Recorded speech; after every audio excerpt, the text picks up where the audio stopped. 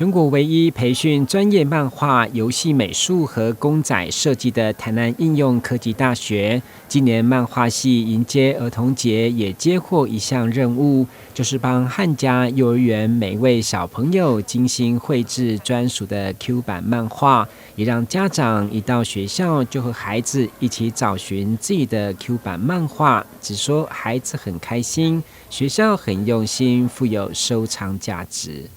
画的像不像？像，开不开心？开心。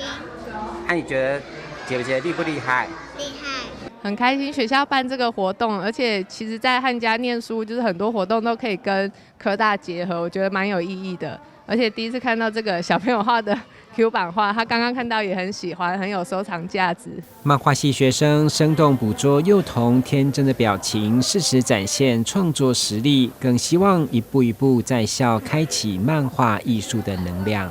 小就喜欢画图，然后就是刚好发现这里有漫画系这个科系，然后就是想要把画图当成自己一生的职业，一次又一次这样子去揣摩累积，后面越画越快，然后就能体会到那种我越来越进步，越来越掌握的越快的这种收获吧。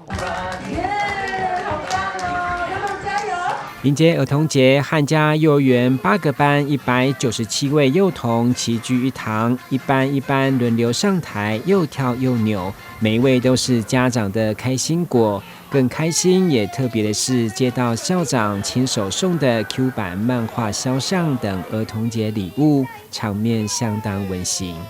刚好台南应用科技大学有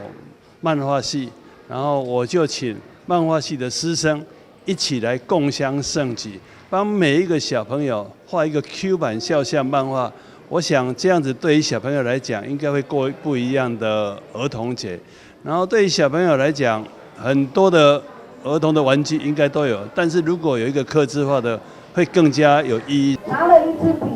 漫画的笔，它就能够勾起每一个人的故事，然后用他们的色彩，可以传递我们的感情。这样的科系真的令人心仪。学校用心替每一个小朋友打造专属儿童节礼物，别出心裁的创意和惊喜，相信看到每一个孩子开心的笑容，一切都值得。记者郭文吉台南报道。